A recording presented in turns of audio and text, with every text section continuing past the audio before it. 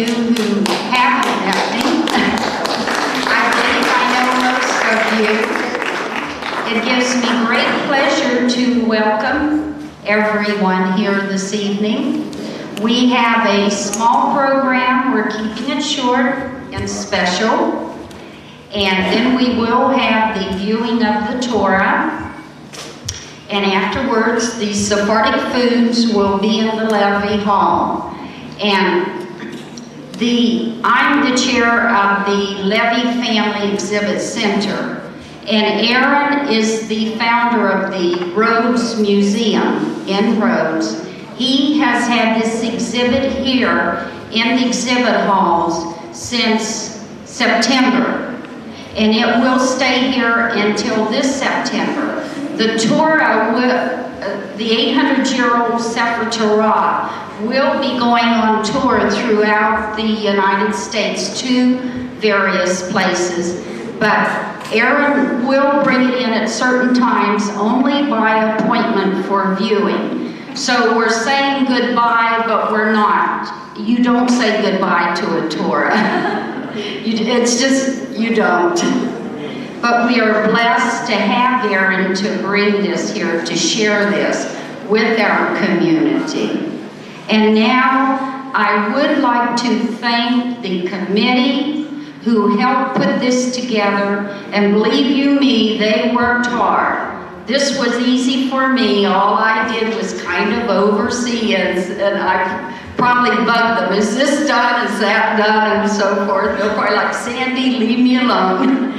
But I know that they have worked hard. They've done a great job. And I, at this time, would like to call your names. Please stand. And audience, please hold your applause until everyone is standing. And I have called the names. And if I leave anyone out, please forgive me. Because everyone who worked on it, I'm extremely grateful. And I know that Aaron is and the community is.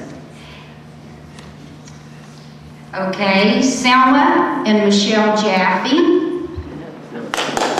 Arthur Benvenisti on camera. Jeanette Benvenisti. Rosie Benn. Max Candioti. Esther Bennett Cohen, Ray Cohen, Sarita Fields, Pearl and Ted Hassan, Sally Mann, Ray Wexler, and plus the food committee. And I just have to thank you overall as a whole, because I know many of you were in here preparing the foods, and then there wasn't enough, so as you decided you would make more. True to Sephardic style, the cuisine. Peggy Scappa.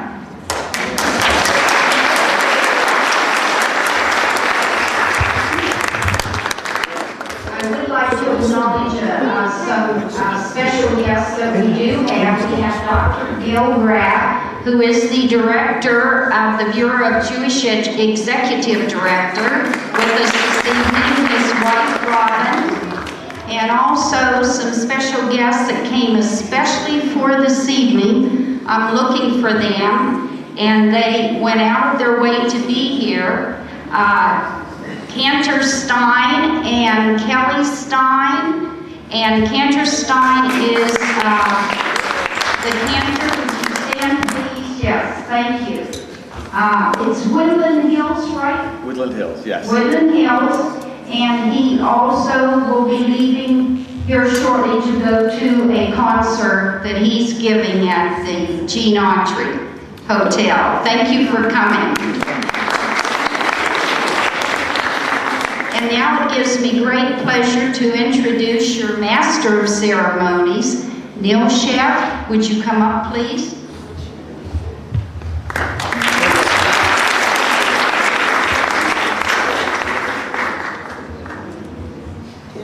Thank you. It's a good thing there were more people helping, or else we would have been here until Pesach. speaking of which, because this is a Rodisli gathering, I have to start with a little Pesach story. First, how many people here understand Ladino? Kind of, so I'll have to do bilingual translation. You know, on Pesach, a lot of us still have the custom of doing the Agadan Ladino, but many don't have someone to lead that or to conduct it. They can't afford to hire me or Lou Hassan, so they have to do without.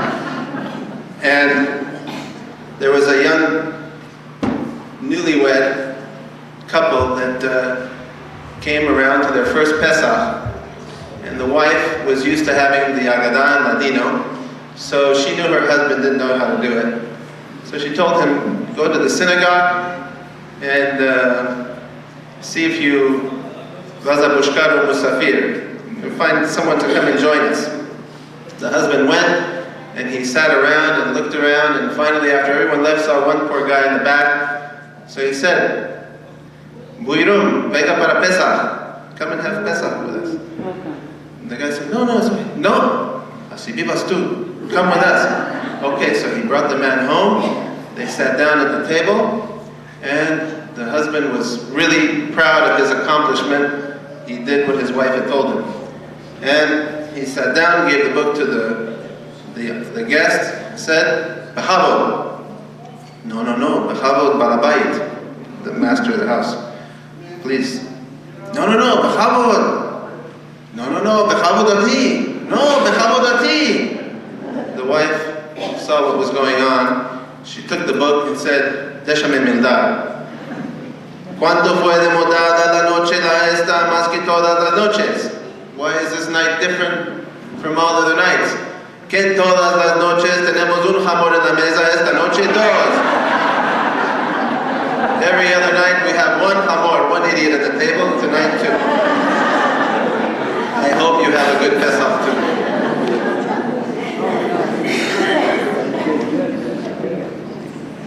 With that bit of cultural aside, it is with great pleasure that I invite Marcelo Benvenisti, who is one of the guides to bring this Torah here. He is from Argentina. I should mention before that it was thanks to the connections that we have, our international connections, and because he just walked in, Dr. Nessim had been approached from Argentina that there was this incredible Sefer Torah. Would anyone like to do something about it? And there probably would not have been a communication if not for some kind of an international movement that we have. So we were able to finally get in touch immediately with Aaron Hassan, and so started this odyssey. But it was the connection in Buenos Aires that got it started. And we want to welcome Marcelo Benvenisti, who is from the Shalom Synagogue. He's the Secretary General. Templo Shalom in Buenos Aires gets its name from Kal Shalom in Rhodes. And it is a Rodisli synagogue in Buenos Aires, still active. And I'll invite Marcelo Benvenisti to say a few words to you.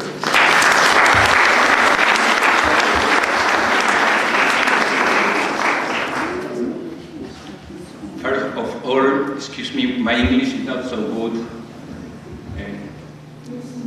I hope you understand. It's a big honor for me and for my wife, for us to be here. It's a big honor to be part of the opportunity to show the Sefer Torah here.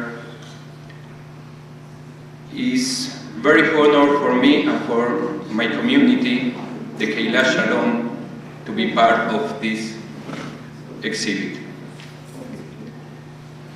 It's a big honor for me to be part, to be a link in a long chain that started a few thousand years ago, that started with Adam and Hava, Noah, Abraham Avinu, Moshe Rabbeinu, and so on.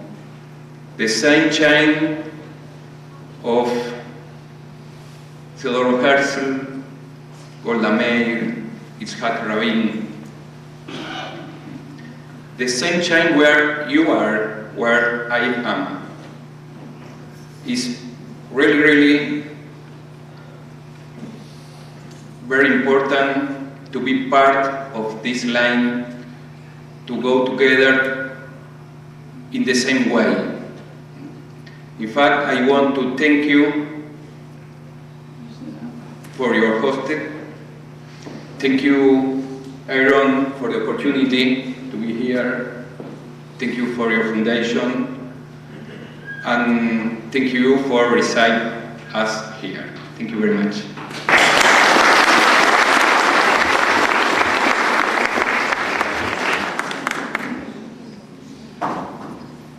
And Marcelo came with his wife Liliana, who is actually in her own right a singer of Ladino songs. She regularly sings at the Templo Shalom in Buenos Aires, and we're very happy that she's going to share a few of her songs with us. So, Liliana Benministi.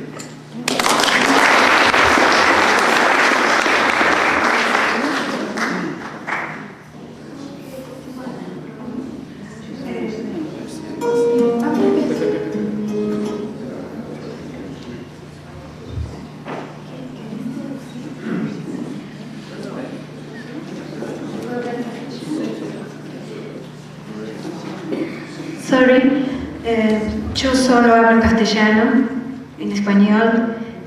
Voy a cantar un par de canciones para ustedes.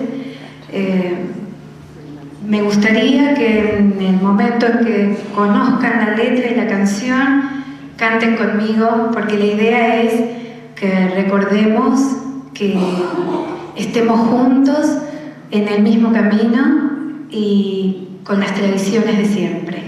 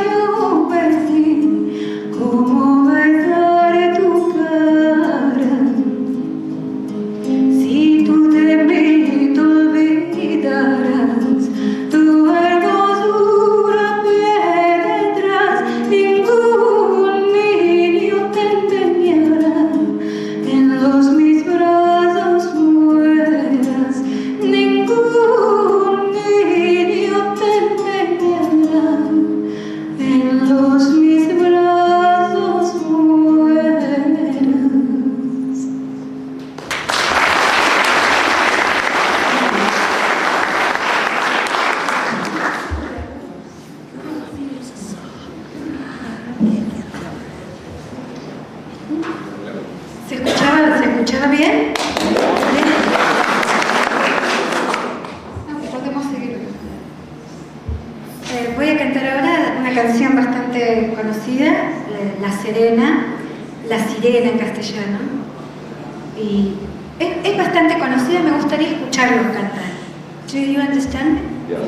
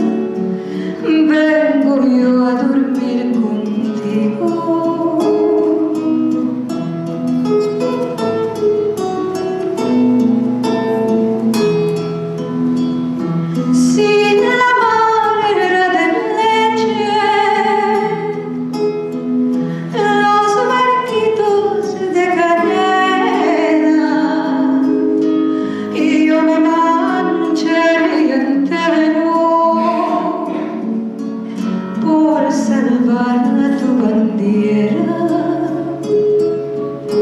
y yo me mancharía entero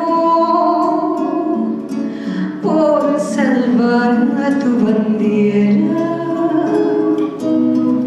Sin la manera de leche yo amaría un pescador, pescaría mis dolores con palábricas de amor, pescaría mis dolores con palábricas de amor.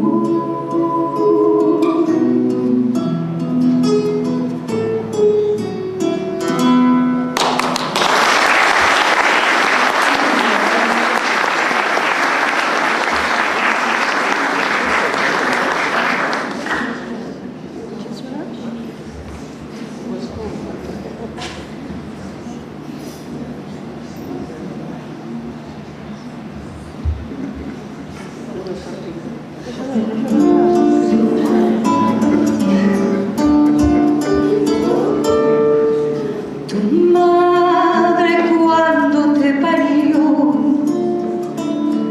y te quitó el mundo, corazón ella no te dio para amar segundo, corazón ella no te dio para amar segundo. Adiós, adiós, querida, no quiero la vida, me la amargaste tú. Adiós, adiós, querida, no quiero la vida, me la amargaste tú.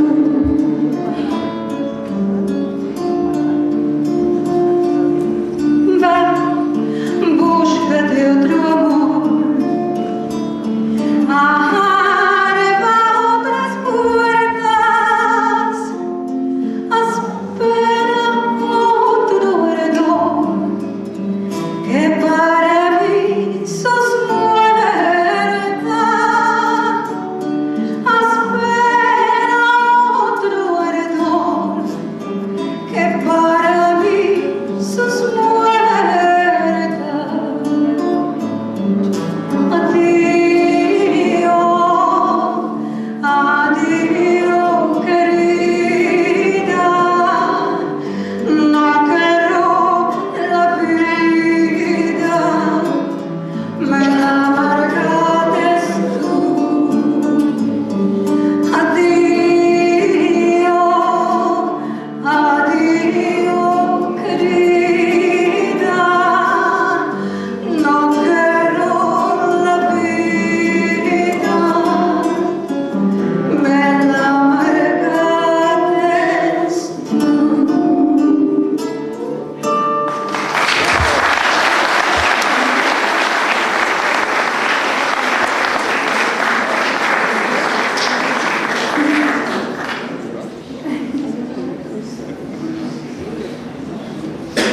That was beautiful.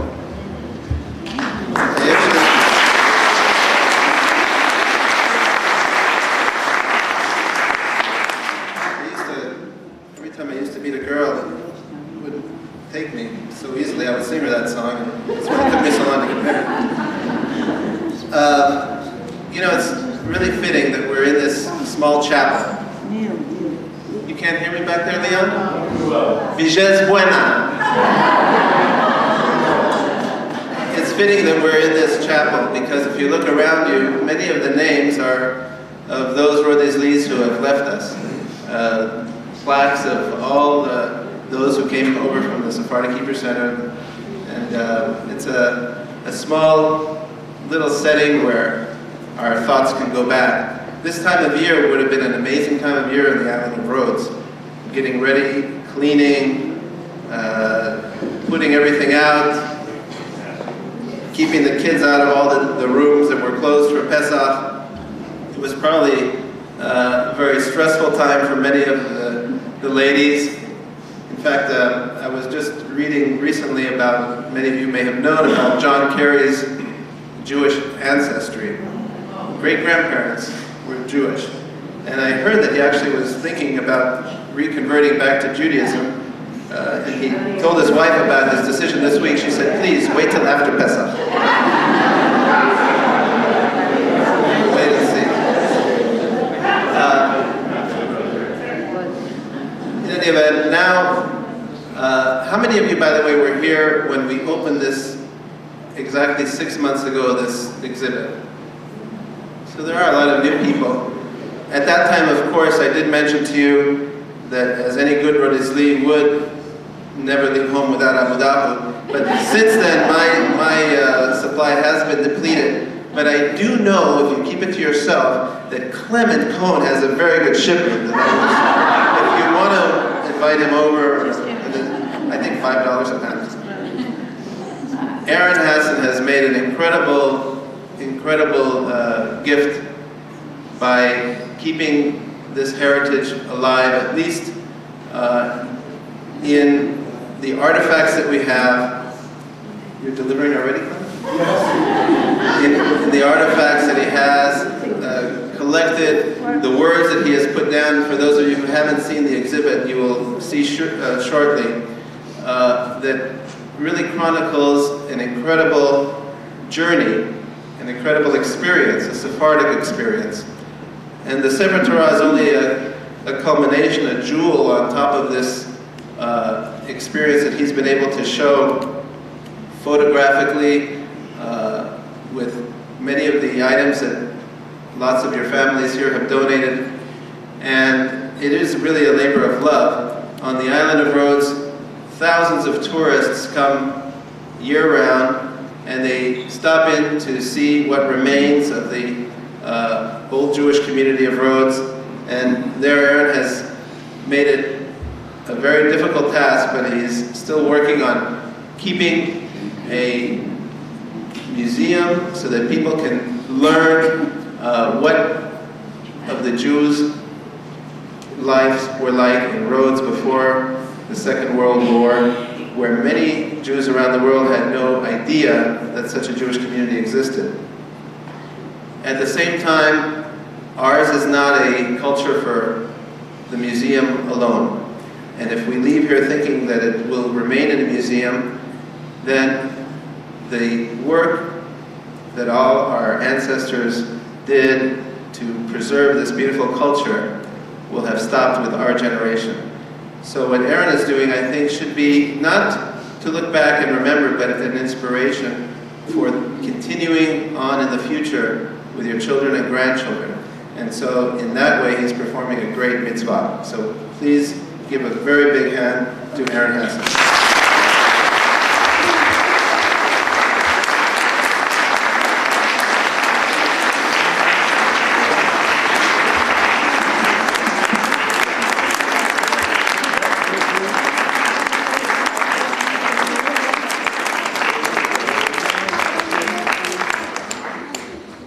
Just one announcement. There is a Toyota downstairs blocking the handicap park. Gold Toyota. Normally we only make these announcements for Lexus and Mercedes, but there is a Toyota blocking.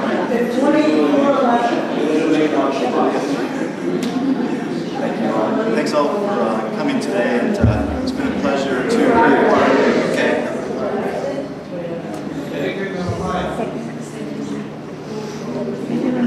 Can you hear me now?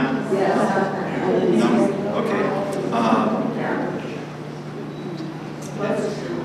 It's really been a pleasure to be here and to have all of you here for this occasion. It's been very special for me to have this Sefer Torah brought over to the United States for a temporary period so that it could be shared with all of you here, along with a lot of other people that it's been shown to.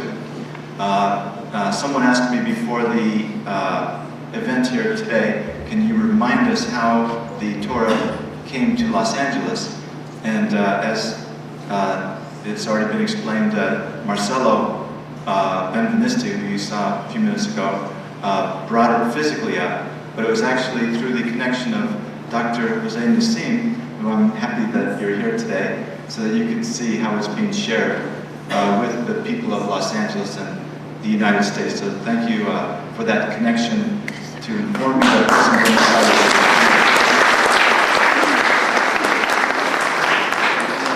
I'm going to tell you that I've really enjoyed sharing the Torah with different groups of people, different audiences.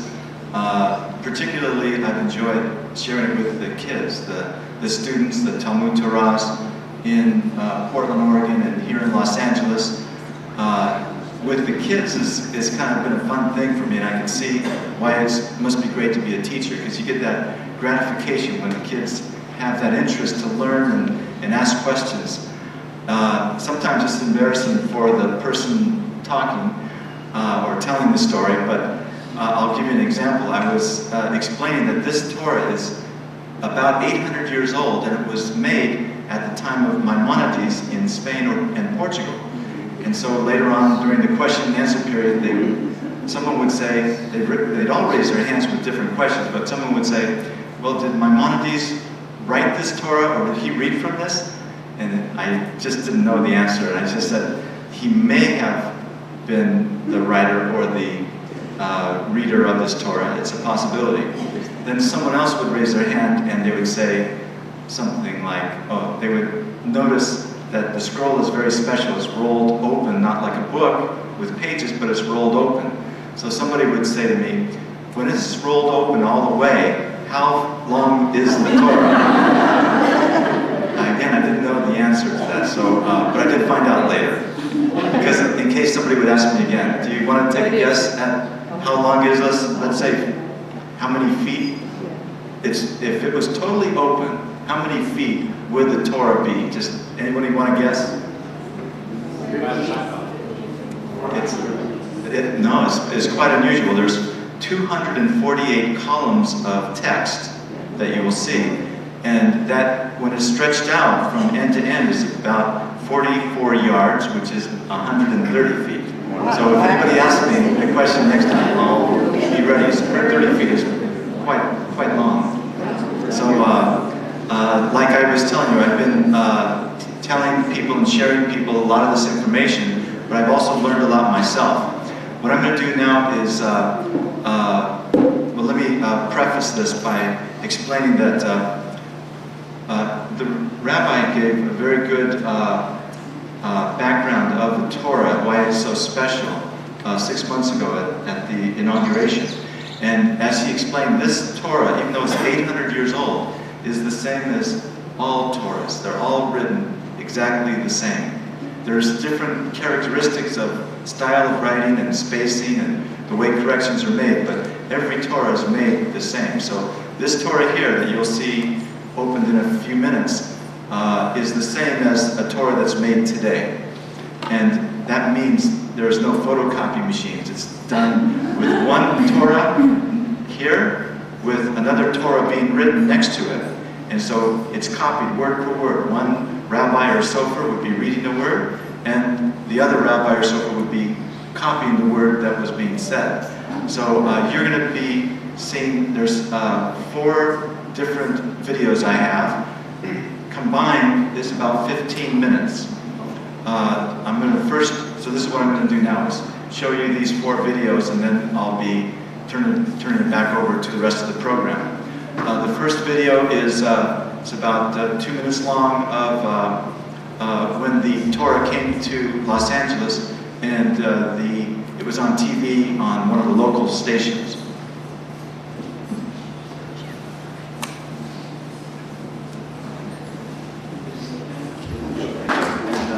If you have any questions, you can ask me later on during the afternoon or the evening.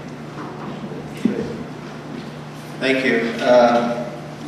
They're really, as you can see, first of all, the rabbi is going to be up in a minute to test you all on just heard. And these scribes, obviously, we don't have any writers like that anymore. There's only one left, and that's Jack Israel. There's no other writers. And luckily he's here with us today. He used to drink with Maimonides.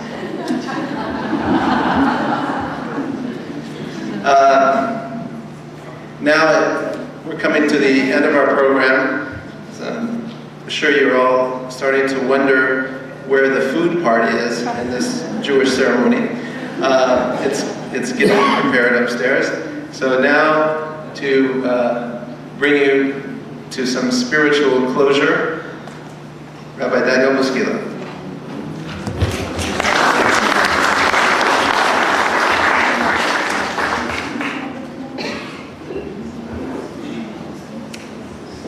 There is a legend that's told of a very wealthy man who in his later years,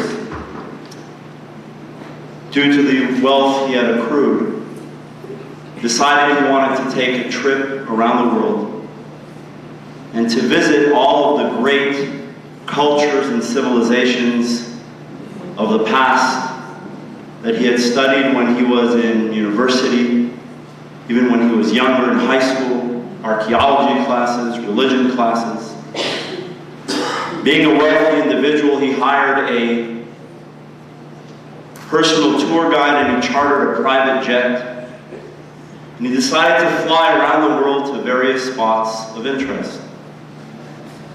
He stopped in Egypt, visited the pyramids and the great temples and palaces of Egypt. He went to Iraq to visit the ancient Babylonian civilization, the great temples and palaces. He went to Iran to visit the great Persian Empire of the past. Of course, he visited Greece, the Acropolis, the Parthenon, and then finally he visited Rome, the Colosseum, and all the great Roman architecture. Along the way, in each and every stop, he asked the same question of the locals. He said, you know, these temples are magnificent. These palaces are awe-inspiring. Being a deeply spiritual individual, I am curious not only about the architecture here, but I'd also like to visit with a representative of your culture, a representative of your religion. Can you arrange that for me? Whether he was in Egypt, or in Babylonia, or in Iran, or in Greece, or in Rome, the answer each time was, no, we can't. Why not? Well, once upon a time there was an Egyptian religion, but it's no longer here. Once there was a great religious empire that believed in various gods here in Babylonia, but they no longer have that religion. They don't practice it any longer. Everywhere you went, he got the same answer. Yes, this is all of the past. These magnificent temples, buildings that no architect today could even conceive of, were all standing. But he noticed that the only people that were passing through were tourists with the cameras flashing. There was no one praying in any of the temples. And there was no one to even tell him anything about the religion as it is practiced today, because it didn't exist. But he noticed something else along the way. He caught on to a trend. Everywhere he visited, in each of those 5 places, he heard of a people called the Hebrews. He stopped in Egypt and they said, you know, once there were Hebrews here who were slaves and they left. He went to Babylonia and he heard of the king Nebuchadnezzar who destroyed the Hebrews' first temple. He went to Iran and he heard of Cyrus who helped rebuild their second temple. He went to Greece and he heard of the Greek kings that tried to convert the Jewish people to Hellenism and to wipe Judaism off the face of the earth. And finally, he visited Rome and he heard of Titus, who destroyed the second temple and expelled the people for thousands of years. He said, where can I visit those people? Is it possible? And so the tour guide said, yes, let's get into the plane. I'll take you to one more place. And he took him to Jerusalem. He said, I'm going to bring you somewhere amazing. He arrives to the scene of this old city, walled. And he comes and he says, I'd like to see the great remains of the Jewish civilization. After all, I just visited the Acropolis, the Parthenon, the Colosseum, the great temples of the Babylonians. I'd like to visit the temple of the Jewish people. And he brings them to the old city of Jerusalem. And all he finds there is not this grand temple in Luxor or in Rome, but one simple wall. He says, here once upon a time stood the temple of the Jewish people. Not once, but twice it was destroyed. But he noticed something that he didn't see in any of the other places. He saw hundreds, thousands of people walking in and out of that plaza, coming to that very simple wall. People of all backgrounds, people even of various faiths, coming either with their prayer books or their little notes and their hearts. And they were in deep meditational, devotional prayer. And he sees an old man, he says, are you a representative of this faith? He says, we don't really have representatives, official representatives. We have no pope. We have no real clergy who controls this faith. Everyone you see here is a representative of this faith. He says, I have a question for you. How is it that I visited all these other cultures, and their great, magnificent architecture still stands, but their people are no longer here? Yet here I come to Jerusalem, and all that remains is this one wall, this brick wall. Your temple is no longer here, but I see hundreds, if not thousands of you, standing in devotional prayer. And the old man looked at him and he said, we, the Jewish people, have never placed our faith in buildings. We, the Jewish people, know all too well that even the house of God can be built in all of its magnificent splendor the way King Solomon built it, and it can be destroyed. And Cyrus could rebuild it, and Herod could help them expand it, and then they can come and destroy it. And for that reason, we've never placed our faith in these grand temples and these large buildings with names on them and the names of emperors and kings and donors. We've never placed our faith in that. Instead, we've only placed our faith in two things. God above, which we've transported in our hearts wherever we've gone, and the one little book that he gave us. The book that Aaron described as being 130 feet when you roll it from end to end. But in truth, in rabbinic lore, the Torah is not 130 feet. It's endless. It's from one corner of the world to the other. It's from heaven to earth. It's from one generation to the other. We have no measurement on it. He says, as a result of that, my friend, you visited the pyramids in Egypt, but you visited no Egyptians. And you visited the temples in Greece and Rome, but you could not visit their people. But you visit here only the remains of a wall. But you see a people alive and well, thriving and still believing in the exact same God of 2,000 and 3,000 and 4,000 years ago. Because wherever we've been and they've tried to persecute us and destroy us, we've never let go of the faith of the God, the one God in heaven above, and the book that he gave us. And today, all of us gathered here in this small little chapel are not here for the walls nor for the building, but we're here to honor the Torah scroll. That's, yes, 800 years old, but it's really thousands of years old. According to rabbinic legend, before the world was created, only two things existed: God and the Torah. And God consulted with the Torah on how to create the world. The Torah was the blueprint for the creation. And it is the blueprint for our culture, our heritage, and our way of life.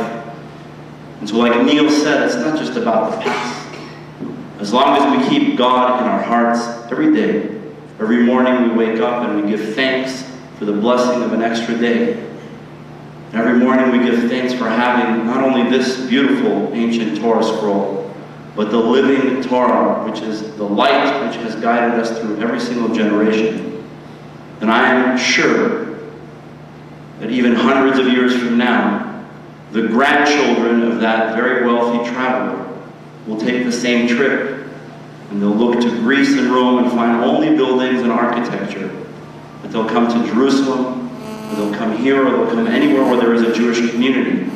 And because we've had faith through thick and thin, they will find a community of people that still have faith and that still believe. And for that, we believe in miracles. God bless all of you. Thank you.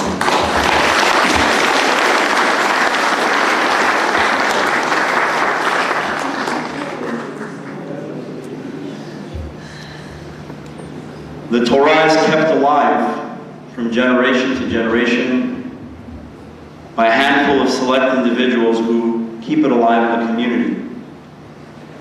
Like Neil said, Aaron Hassan has done a tremendous mitzvah by bringing this exhibit that tells the story of the Jews from Rhodes, and by bringing us this treasure, this Torah. One of the most beautiful things about Torah is that in every generation we've updated it. We continue to grapple with it, to struggle with it. We laugh and we cry with the Torah. And we updated and commented for each generation. And so there is a beautiful new edition of the Torah. The words are the same. The commentary is modern. It is written by a scholar, a professor. His name is Richard Elliott Friedman, an expert in the Bible.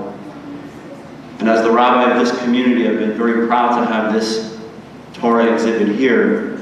And I can take this opportunity of presenting one who brought us an 800-year-old Torah.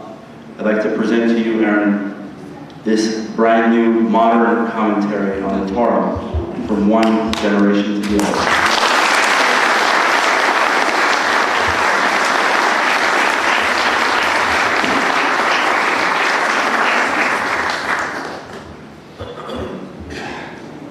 We're getting near the end of our program. My kids have been upstairs. They tell me that they're indeed our burekas. There's a camera crew ready to. They're doing a documentary. When they see you all hitting that buffet, it's going to be called The Passion of the Bureka.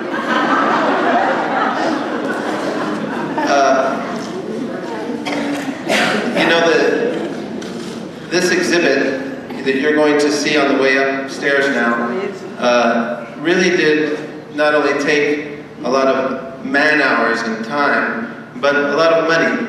And nearly $50,000 went into not only bringing the Sefer Torah, but the exhibit that surrounds it as well. And it is really to our benefit that we have Aaron here in Los Angeles, and that we've had the support of the synagogue here of Tiferet Israel to have a beautiful museum where to display it.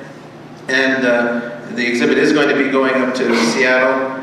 But we do have to take more of an effort to try and support these types of efforts in organizations that will keep our culture and heritage alive. And it really is something that does not end today. In a moment, I'm going to ask Aaron to unveil this Torah for you one last time. Do you have time for one more little Sephardic story? They're heating everything up, so I'll tell you. Just if you look at the Torah there, you can imagine, and I was reminded by Ted, that this Torah was brought to Rhodes from Spain. And it was in Rhodes for a generation, or more than one generation, but you can imagine how many children, maybe even your grandparents, great-grandparents, who actually had a bar mitzvah using this Torah. I mean, if you think of the connection, there's some karma going on, but just think, a man we'll call him Monsieur Al-Khadef. His son is going to have a bar mitzvah on next Shabbat in the Kal de Shalom. They're getting the Sefer Torah ready. And he goes to the Gabbai and he tells him, Mira, I want all the honores for my family. All the honors, opening the Echal, carrying the Sefer, the Haftarah, the Mashlim, everything. And don't worry, I'm going to take care of you. But I want to feel good. So, of course, the Shabbat comes, they have a beautiful bar mitzvah, and they save the biggest aliyah, the biggest honor at the end for the father to go up, and he starts to make mishaberach, where the time is that you start making donations, and he says, $1,000 para las mujeres, $2,000 para los hombres, $5,000 para el Talmud Torah, $7,000 para la Chavra, on and on and on, y $100 para el Gabbai. $100 in honor of the Gabbai, after thousands and thousands and thousands. The Gabbai went to the bottom of the stairs and waited for the guy to come down. And he grabbed his arm, he says, Yo te di todo. I gave you every honor. ¿Y $100? Just $100? The man says, Tispantis, you I'm going to pay. So, when you... That never happens, does it? Everybody understood that? Okay, good. It's with great pleasure that I invite a beautiful shofar that came from the island of Rhodes with its present custodian, Ed Mizrahi. That shofar was blown by his father, Alav Shalom, for many, many years. And Ed is going to try and give it one blow today for you as we unveil the Sefer Torah.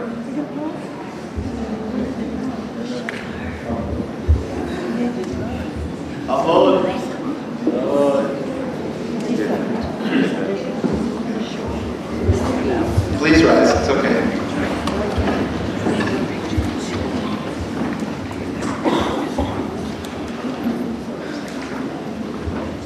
This particular shofar was made in Rhodes. As Neil said, it belonged to my father, who brought it over to this country in the early 1900s and blew it in our synagogue for as long as I can remember, over 50 years. He taught me how to play, and it's been a labor of love to blow this. So when Aaron asked me to come and bring it and play a few notes, I was happy to oblige. But by way of apology, normally I would practice for a month before I blow it. So any sour notes, I'm sorry about, but I will give it a go.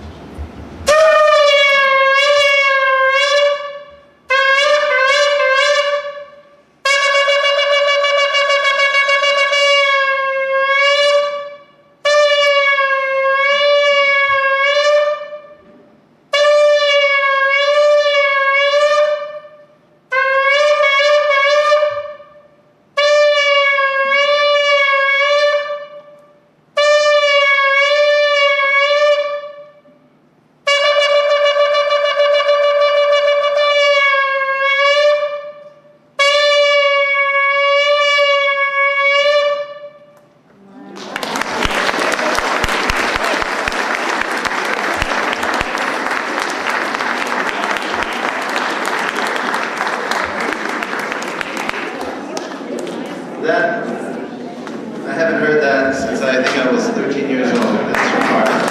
That is the strongest shofar that I have ever heard in any country in the world. Ladies and gentlemen, the exhibit is going to be out the hall, to your left and down the hall, and then there's a winding stairway that goes up. If you need the elevator, you can take the elevator. The exhibit is on 2 floors, and then we will proceed to the social hall on the 2nd floor, and you can take the elevator to get to that either from here or the next floor up. On your way out, though, you can please go up to the Teva, take a look at the Sefer Torah, and please try to be orderly so everyone can take a look at it. And thank you for joining us today.